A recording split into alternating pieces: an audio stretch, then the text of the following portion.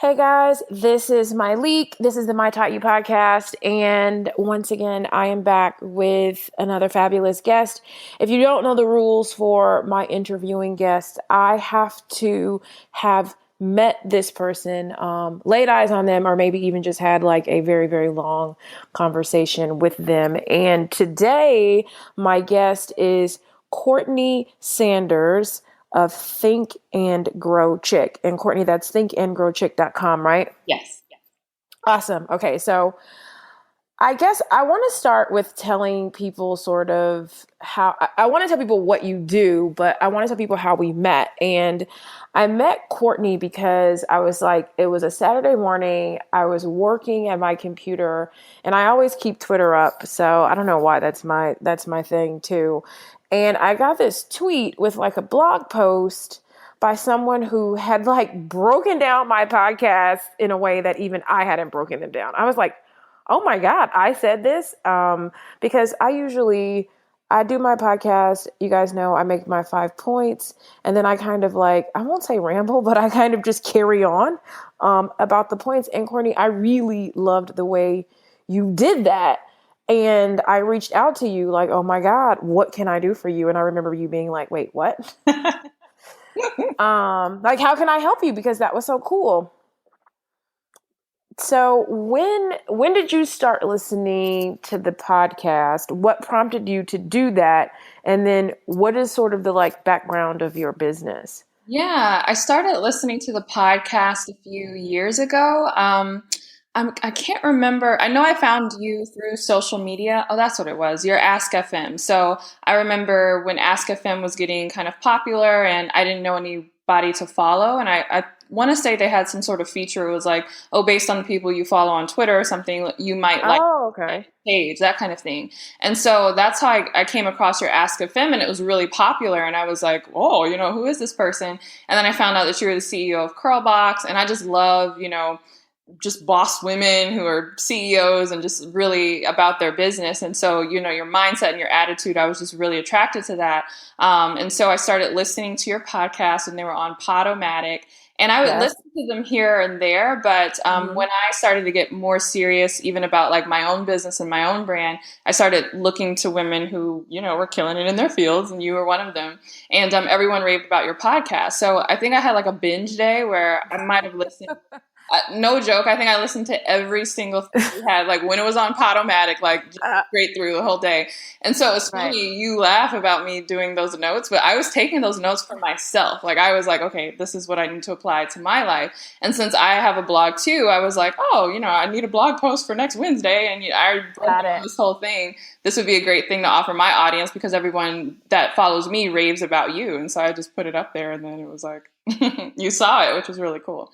Yes, and I'm super appreciative of you doing that because I always feel like when someone takes the time to write about what you're doing, they introduce you to more people.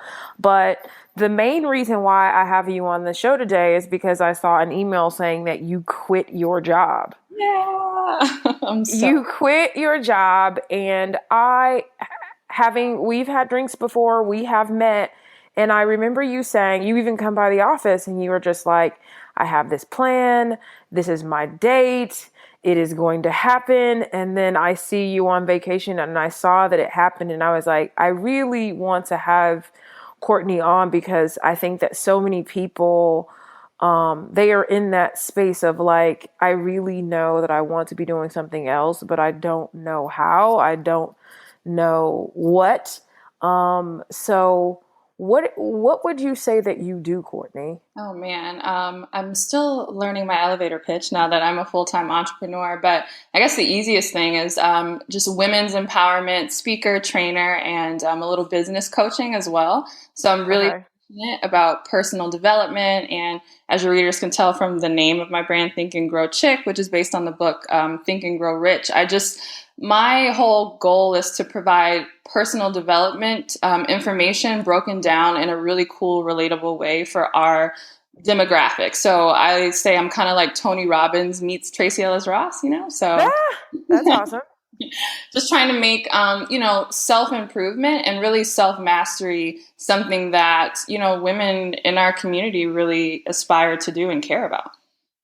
So what, like, when did you figure out that this was sort of your purpose? Because you had a day job. How long after you graduated were you sort of working?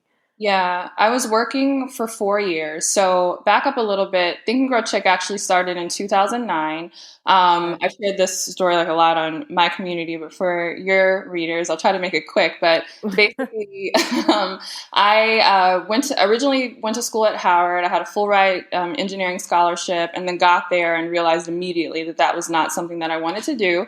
But because I Mhm. wasn't mature enough to change my major and face my parents and let them know, like, hey, I'm going to do something different, I just proceeded to not go to class and pursue entrepreneurship. So Lisa Price of Carol's Daughter was on campus one day, and she was talking about her business, and that really inspired me. So me and another chemistry major, I was chemical engineering, she was chemistry. We started this hair care business that we had Oh no business wow. starting. Yeah, it was called Material Girl Beauty. We were like ordering like shea butter and stuff from like Nigeria and Canada. It was like getting held up in customs, and then I was getting in trouble because I was like trying to melt it on my little hot plate in my dorm, and we weren't supposed to have like heated appliances. It was just all Wow. yeah, so we went to, that was over the summer. We were using our internship money to fund all that. And so we went back to school the next semester and tried to sell it. And neither of us were business majors, no marketing experience. And so all our little money that we put into it, like barely could sell any products. So I was in a really, at a rock and a hard place at that point, because me skipping class and pursuing all this business stuff, I lost my scholarship. I tried to transfer to the business school, but they were like, with those grades, like, Right. No, thank you. get your life together. And I'm like, but I don't have any money. So I had taken out all these credit cards to try to build my credit, because I thought if I built my credit, then I could get a student loan, because my parents were like, we're not going to pay for this. And it was just a disaster. So I was really at a place where I wanted to figure out how to get out of this hole that I built and really pursue my dreams. But everything that I was doing just wasn't working. And so a woman on campus had pity on me, and she knew I was interested in entrepreneurship, and she nominated me for a conference that was happening in San Francisco.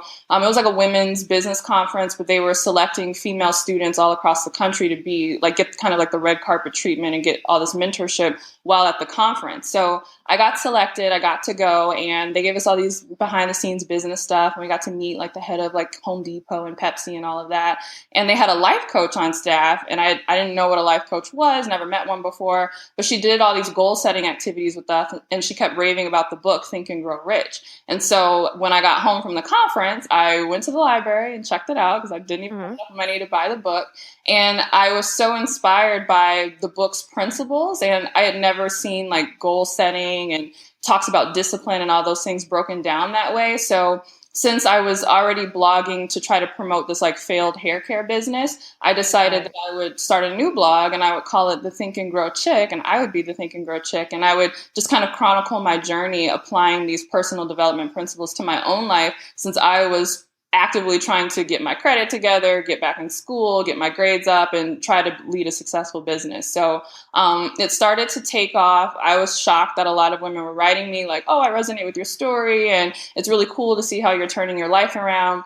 And that same conference company that brought me out as a student, they saw what I was doing with my website and were inspired about it as well. And so they invited me to apply or submit a curriculum. They had this RFP for like, they wanted a new curriculum for the new women who were going to be coming for the program next year. And so they invited me to bid on it and to submit like how I would design it for, millennial women who needed personal development. And it was like a $70,000 contract. It was insane. I was like a senior in college. It was ridiculous. What? Yeah, so I was like, y'all sure? Like, you want me? So I remember like Yeah. running down to the DC, I forget what it's called, DCRA or something, where you go get your business license and, file in my LLC, because I knew they weren't going to write the check to me in my personal name. So I was like, oh, Right. there you go, check LLC. But this was right around when the recession hit. And so they had all this funding from all these big corporations who ended up pulling out So they were like, oh, sorry, we're not going to be able to do the program like we thought. But so I was kind of devastated by that, but that got my wheels turning because I was like, oh, snap. Like these people almost paid me $70,000 to Yeah. like stuff I learned in a book, So I started really transitioning thinkandgrowchick.com from just a blog to a personal development brand and really coming up with my own personal development tools and curriculum so that I would be ready for, the next company that came around.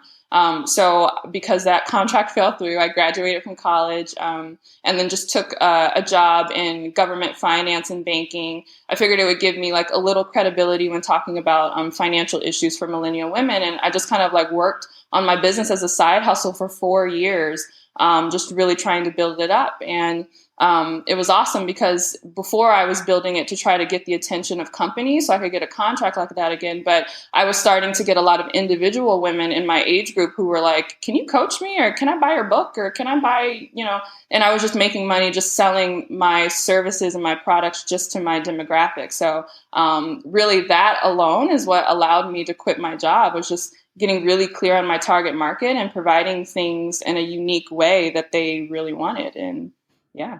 You do a fantastic job. Thank you. I have seen you interviewed me and you had some phenomenal questions, and that's still one of my favorite interviews ever. And it's on YouTube and people still watch it. Yeah. And I still have people who contact me about it. I reached out to you because I knew I was going to talk to you and I wanted to check out some of your products because I haven't, I'm older. I am not a millennial. I'm not a millennial, but I do understand millennial needs. And I think I remember being 20 something like it was yesterday. And I have your 21-day self-discipline program, the No Excuses Woman. And I literally, like, you sent me the links to the products and I was like, oh, okay, yeah, I'm busy, I'm working. I just hit print and like, my printer is in my bedroom and I went upstairs and I was like, what is all of this on the printer? I was expecting a few sheets and I was like, this girl wrote an encyclopedia. Wow. So I was like, okay, so now I've got a little bit more work cut out for me. So I looked at this 21-day self-discipline program and I was like, this is really phenomenal. Is this your most popular product or what is your most popular product? Oh, this hands down is my best-selling, most popular. People rave about this product. I have the other product that you sent me too that I want to talk about, but I don't know why I was also attracted to this. And I was like, I bet you this is like her bestseller. So it doesn't surprise me that it is because because you have the 21 day, which I really like the fact that you went with 21 days. But what was your reason for going with 21 days? So I came up with 21 days because I felt like that would be the most approachable time length for most people dealing with self-discipline.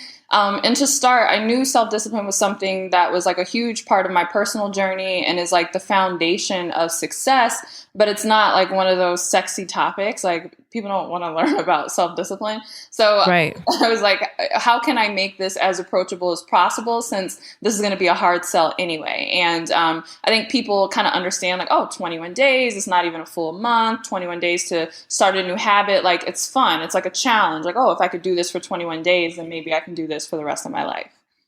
Right. And so when I first opened it up, you have discipline starts with desire.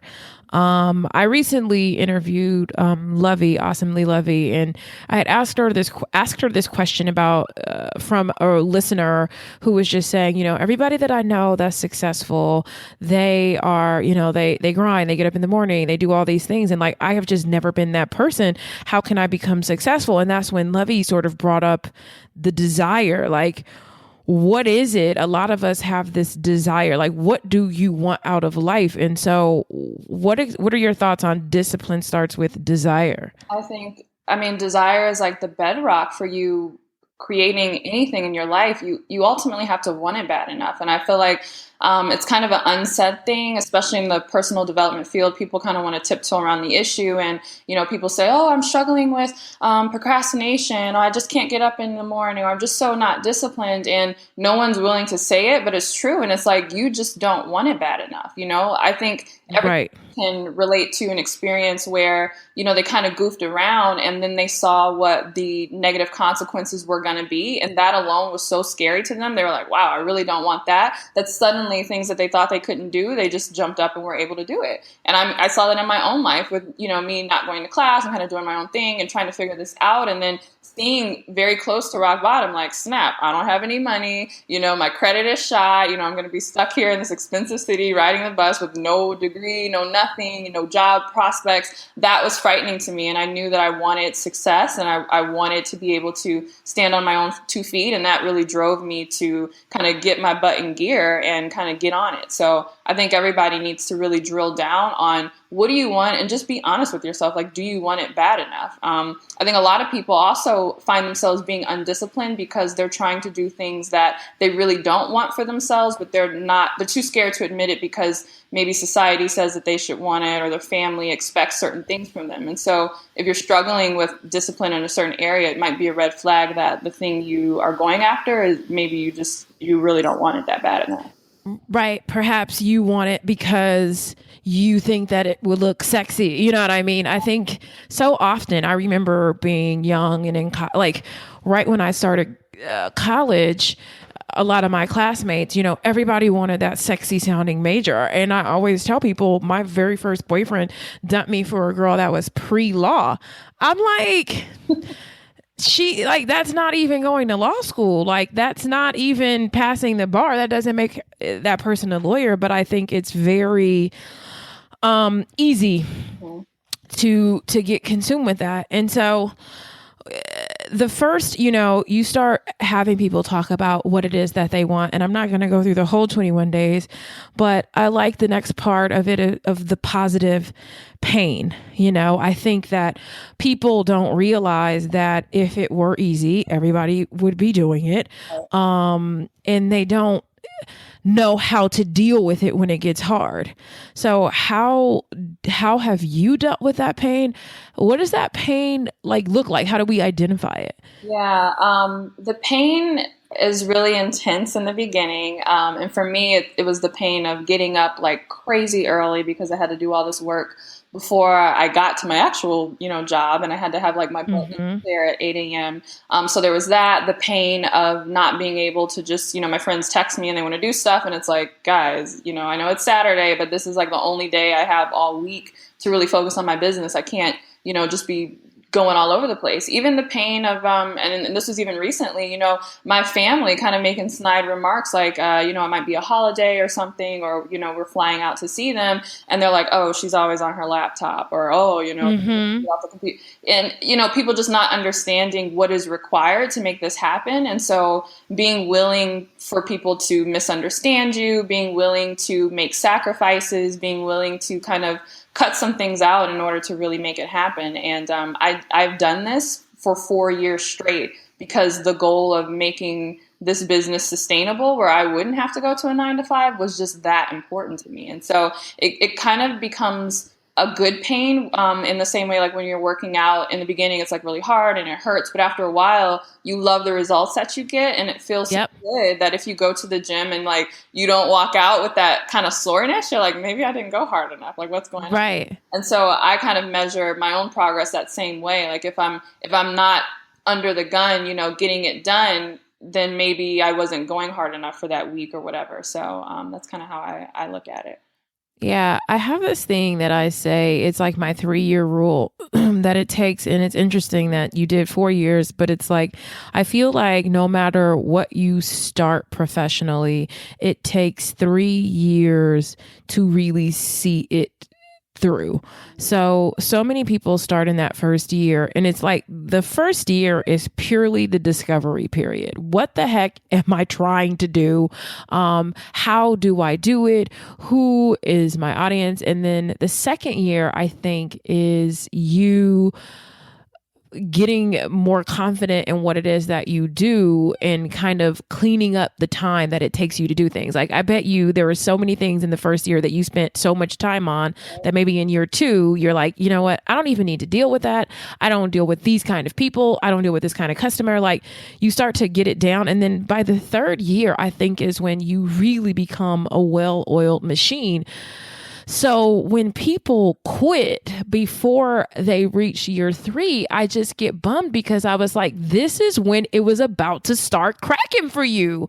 Like it was going to be amazing. So I guess what I want to know from you is why was it so important to you to become an entrepreneur? Like what about being an entrepreneur excites you, entices you? Like, why is this important? Oh, goodness. I just feel like I'm a highly creative person for one. And I know that there are career fields where you're allowed to be totally self-expressed and all of that. I wasn't in, one of those career fields. It was very straight laced. Like not only was it banking and finance, but it was like government on top of that. So it was very goal oriented, very risk averse. So I wasn't able to really explore and kind of learn in ways that suited my interests and suited kind of who I was and how I best did my work. But also because I'm really passionate about the work that I'm actually doing. And I just didn't see that there was a vehicle to do it at this scale in a typical 9 to 5. And so I almost see it as a mission. Like this is very missionally driven for me. It's not just about making money, and it's not even just about,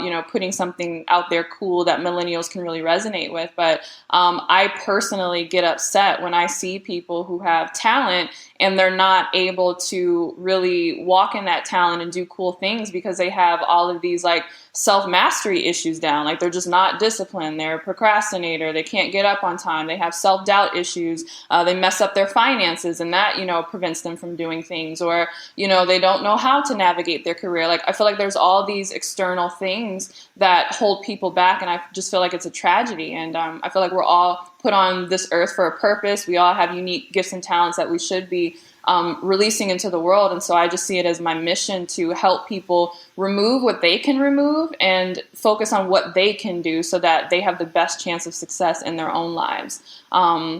Growing up in the Metro Detroit area, I have a lot of family members who, I hate to say it, but kind of quote unquote, like never got off the block, like that kind of thing. And I see how talented they are and how they could have lived a different life, but they never got past a lot of the issues, that I talk about, in my brand and my business. So for me, being an entrepreneur was, yes, the lifestyle, yes, being in charge of your own income and travel and being able to get to do what you want is really cool. But also I just felt like it was the only way I was going to be able to have the impact that I felt like I needed in order to really make a real difference.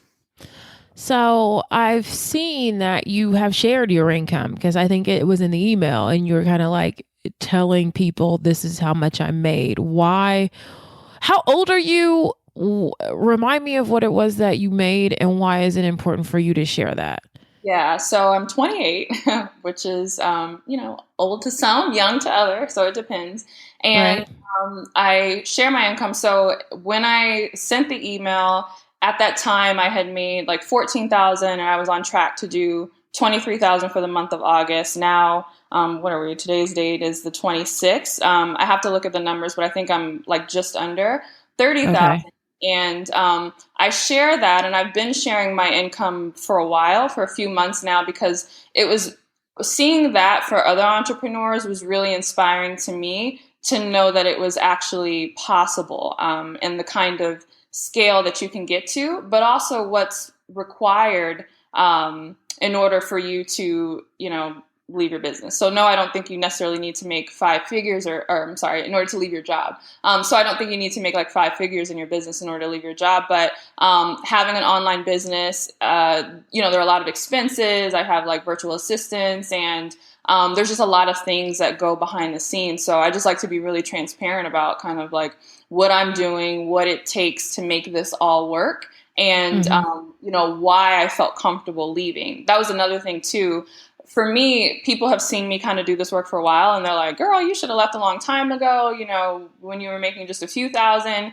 But I have savings goals, my husband and I, we own a house. Like I see that there's a lot of entrepreneurship that's like, I just jumped out there and, I just kind of figured it out and stuff was kind of crazy for a while, but it came together, which is really cool. But I didn't necessarily want that to be my story. I didn't want to have to go through jacking my credit up again and having bills not paid and all of that. And so, waiting until my business got to this income level was just personally helpful for me because it allowed us to really take a lot of money and just like put it away. And now I know, like, okay, great, for the rest of the year, I can continue tweaking things, experimenting, working on my business and not worrying about like, is money going to be coming in the door now that I don't have a job? So it's and is all this money coming from products? Yeah, product sales and then one-on-one coaching, or I have like a group branding program that I do that people join. So I would say, yeah, product sales, group coaching sales, and then one-on-one coaching. Wow, that's awesome. Okay, so tell us, what is your morning like? What do you do? What time do you wake up? And what the heck do you do in the morning? Oh, man. Not to scare anybody, but like the last 6 months or so, I've been waking up at like 4:30, not because I want to, just because it was necessary in order to do the volume of work that needed to get done before I had to go to a 9-to-5 job. But before then, I was waking up at like 5 or 5:30. I get up in the morning. Lately, I've been forcing myself to go downstairs and get a glass of water because I'm terrible with drinking water and I get really dehydrated. So I get a glass of water. I go back upstairs to my little office. I light candles because I just like the scent and the ambiance and all that stuff. I turn the lights off and just leave the candles on. I do some prayer time, some Bible reading time, some journaling. And those three things allow me to kind of like get everything out, get really centered and be like, okay, I'm good. Like we're cool for the day. And then I jump into planning out my to-dos.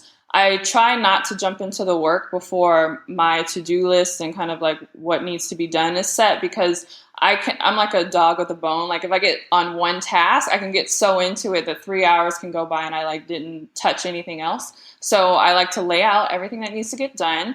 And then based on how much time is left, so now it's like, all right, I got maybe 2 hours or an hour and a half before I have to get dressed and then get ready for work. Then I just look at my to-do list and say, what are the activities that's going to, like, if I got nothing else done today, what would move me the furthest? And so usually that's like some sort of like product creation, marketing, maybe sales, or like setting up consultation calls or something like that that's going to help me bring in the income that I needed for my business. So that was a big focus because it was like, well, if you're not making any money, then you're not going to be able to quit your job. So those tended to be the tasks that I focused on really heavily in the last 6 months. But it could be anything. It might be writing a blog post or whatever. And then I do that. And then I get up and, start to get dressed and go to work and get on the freeway. And even I'm kind of weird in that even when I was driving to work every day on the freeway, I still tried to imagine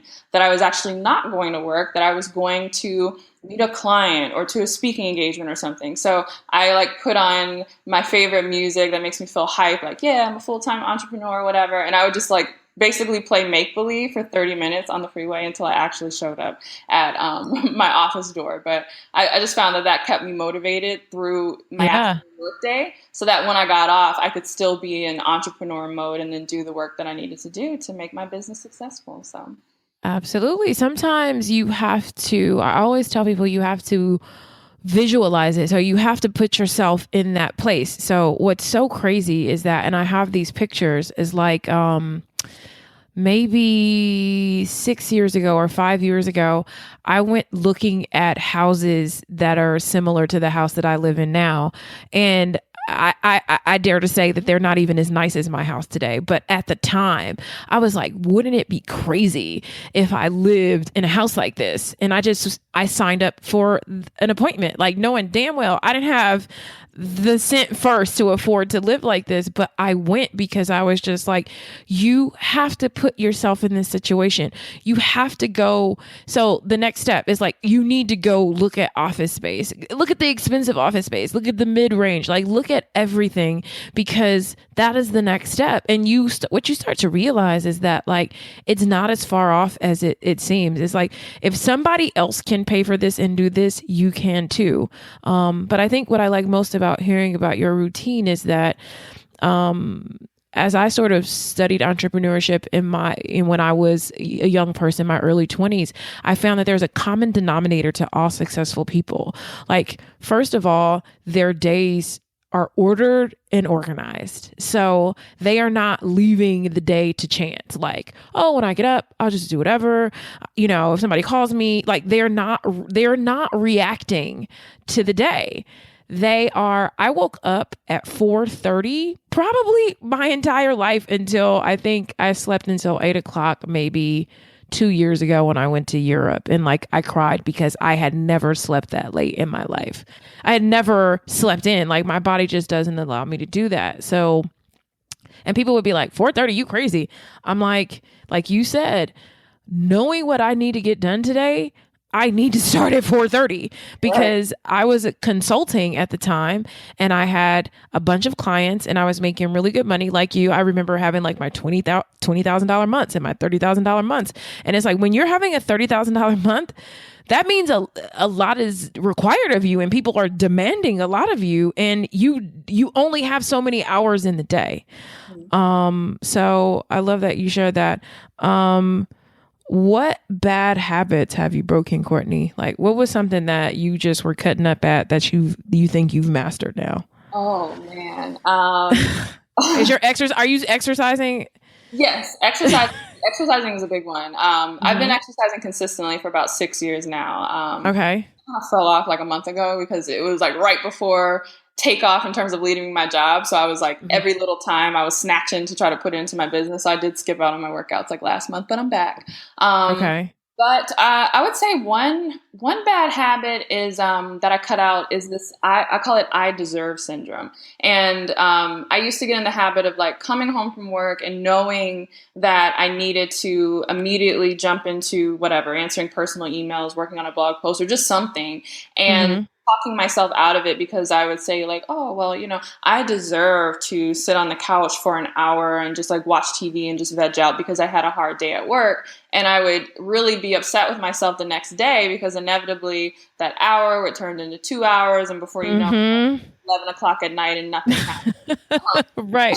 So there was that. Or on the weekend, it's like, oh, I deserve to stop at the mall really quick and just look at some stuff, knowing that I needed to say, get my groceries together and do my meal planning so that I could be organized and have my food prepped, in the morning. Like, when you're a side hustler, every ounce of your time has to be like maximized. You have to do like the most you can with what you have, and you want to be really organized because little things could throw you off. Like for me, if I didn't have my my meals packed or whatever, then that means I was going out to lunch on my lunch break at work when I could have been, going to a coffee shop and just working on my business, and I could have just eaten at my desk. So that was like an hour that I lost because I didn't plan my groceries over the weekend. So it was all these little things that like I knew I needed to do, but I was telling myself I wasn't going to do them because I deserved to do something else because I worked so hard. So because you work hard. So I deserve to be able to watch several hours of TV because I earned it.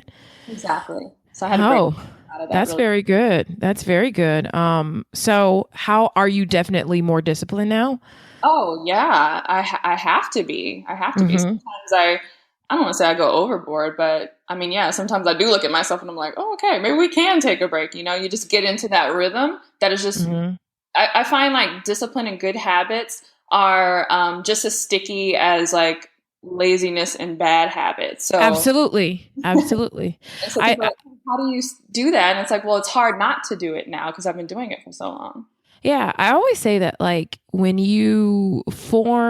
you start working on your healthy or good habits, they bleed. Just like you said, if you're lazy and terrible, then everything is lazy and terrible. And so I think some people think that I enjoy exercise. I don't. There's nothing, I have never gotten up in the morning and been like, oh my God, I'm so excited to go to the gym. The kinds of conversations that I have when I wake up in the morning are like, okay, if I don't, this is an exercise in discipline for me. You know what I mean? It's like, how many other things today am I not going to want to do that I need to do because it is the right thing to do, you know? And so I also understand that as a busy sort of like, I really don't necessarily like the word CEO because it's like, you know, a lot of us entrepreneurs, it's like we're in charge, but we're not making the kind of decisions that real big time CEOs are making. Maybe I'm the president, maybe I'm the founder. Right. But as a busy founder, the kind of stamina that I need. So you have to think, you know, I think I travel maybe I have to go back and look, but like I would say 60 to 70% of the year I'm on the road. I do not get sick. You know, you're sitting up in a plane, you're getting all these germs. You have to be strong to do this. Like, this is a stamina game. You know, it's like, I don't like the fact that, you know, I have booked 6 o'clock flights in the morning. 6 o'clock in the morning means no sleep the night before because you're going to be so worried about missing your flight. You know, waking up at 3, getting yourself together, getting in the car by 4, getting on the plane by 6, landing at your place by 8 or 9, going into a meeting all the way through dinner. You have to be healthy. You have to be in shape. And I think that all just goes with the discipline. But tell me, what are you still struggling with? I'm struggling with delegation and letting things go because it has been so close to the chest for so long. Mm-hmm. Because I, didn't have the money in the beginning to like get help or get an assistant or that kind of thing. So, I have people who have offered to help, and I can afford to do so, but it's kind of difficult for me to let it go because I'm like worried that they're not going to do it right. And, Mm-hmm. also taking the time to actually sit down and train them is a big thing. And I'll say I'm still working on time management in the sense of spending time for things that are super important but don't have like immediate results. So as I said, for the last 6 months, a lot of my time has had to be focused on like quote unquote revenue generating activities because I needed that in order to get out of my job. But now I'm finding that I need to spend more time networking. I need to spend more time just doing like creative visioning, like thinking about like what's the vision for my brand and business and coming up with like new innovative things. So I feel like there's all these like soft skills that I need to work on and just really important things that don't have an immediate impact, but you'll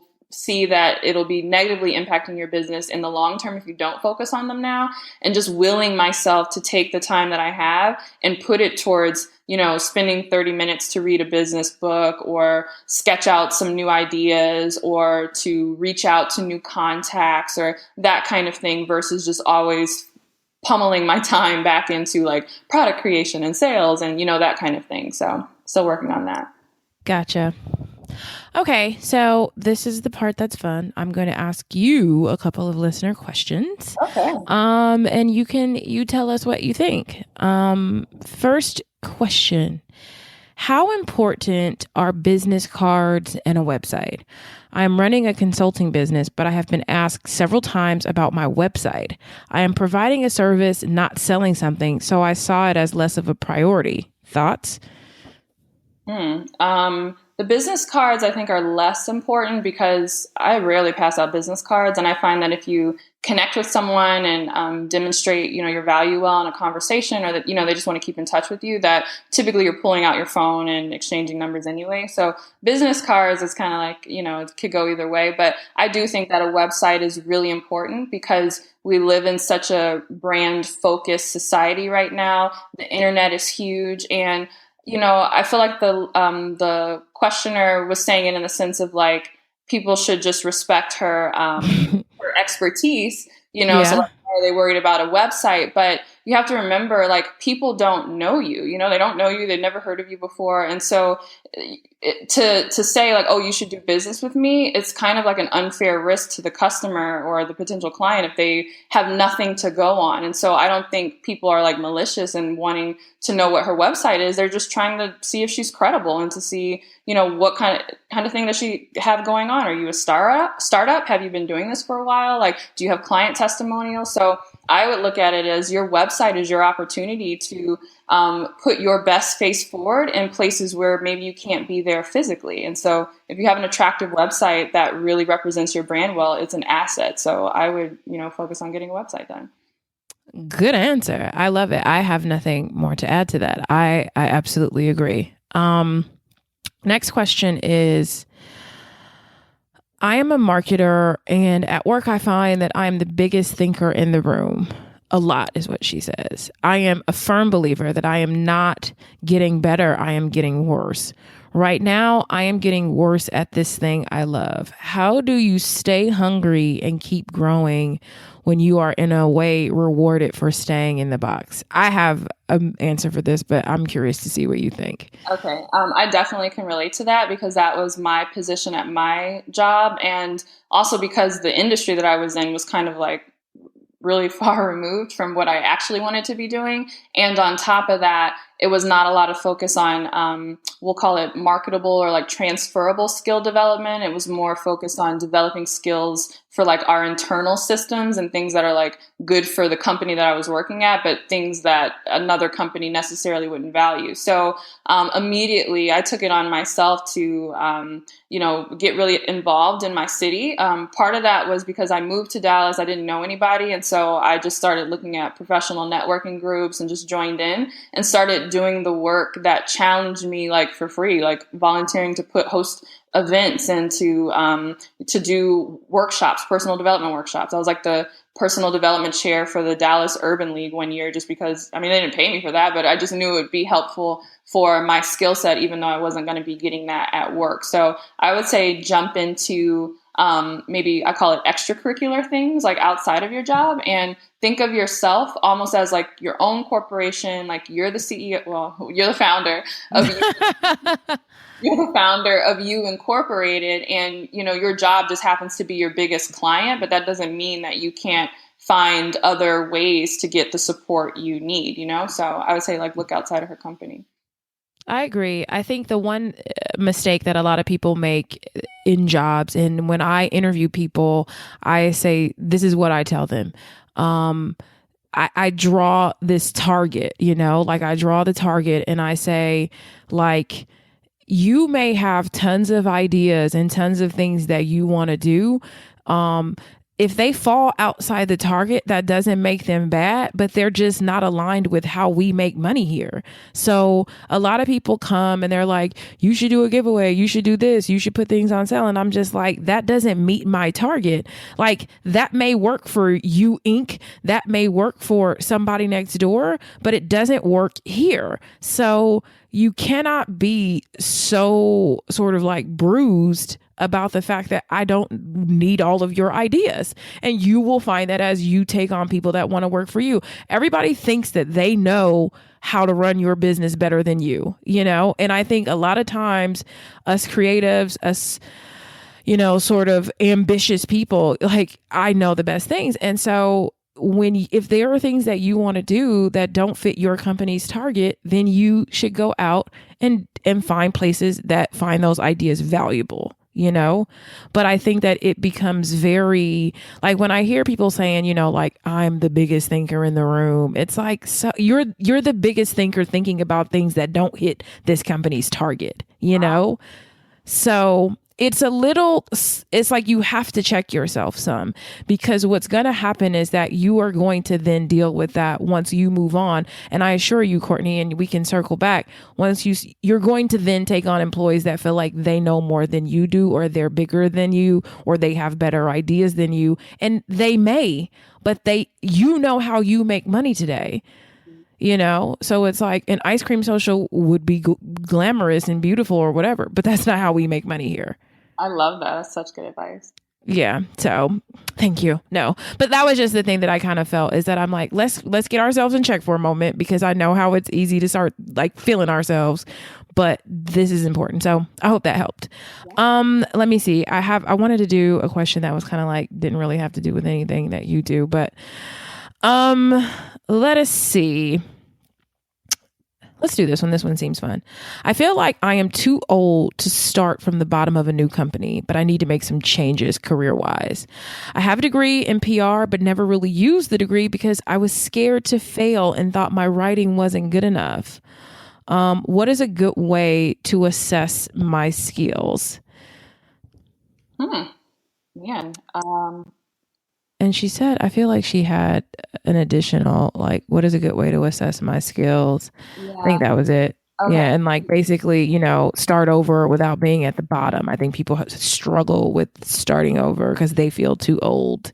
Yeah, I don't know how helpful my answer was going to be, but I was just going to say like you're not too old to start at the bottom, and Mm-hmm. there are a lot of great experiences there. I mean, even at the company that I previously worked for, there were people in their 50s and 60s who came in the program that I came in, and my program was specifically designed for people who had graduated from college. So I think maybe I don't know why is her age such a issue for her? Like, is she thinking about it in terms of like, oh, I need to be at a certain salary for like my retirement kind of thing? But if it's not that, then I would say, the time is going to pass anyway. Like, regardless of how old you are, you're going to be 5 years older 5 years from now anyway. So wouldn't you love to be 5 years older and have the experiences that you didn't have, that you're saying you're hurting for now because you didn't do them earlier, So kind of stop that cycle of always saying like, oh man, I wish I would have done X, Y, and Z. Like, the rest of your life starts today. So just, you're not too old. Right. Jump in Right. and get it done.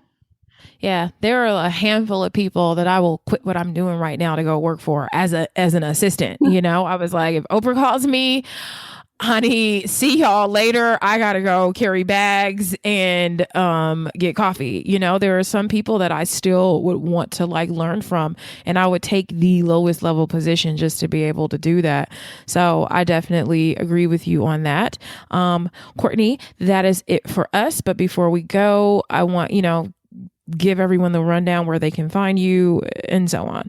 Yeah, absolutely. So I'm online at thinkandgrowchick.com, and I'm on Instagram at thinkingrowchick. So the letter N, because Instagram, they didn't let me. Just being a hater. Being a hater, characters in there. So it was just the N.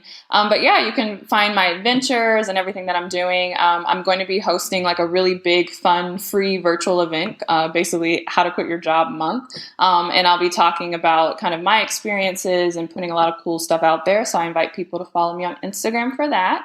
And for those who are interested in the No Excuses Woman program, since I knew that we would be talking about it today, you can use coupon code MyLeak. So, Ooh. Yep. And you can get 50%. Oh my God. I was snapping about this yesterday, and people are going to lose their minds. How long is this for? So we're recording this on Friday. What is today's date? August 26th. So my technical last day at work, like when I walk off the job, is going to be Friday, September 2nd. So from now until midnight Friday, September 2nd, you can get 50% off of No Excuses Woman. And that's just kind of like my gift. I hope everybody can get the discipline they need to accomplish whatever their goals are. So they can find that program at thinkandgrowchick.com/No Excuses Woman. And No Excuses Woman. Okay. Perfect. Well, thank you so much. And you have a great, great weekend. Thank you. You too.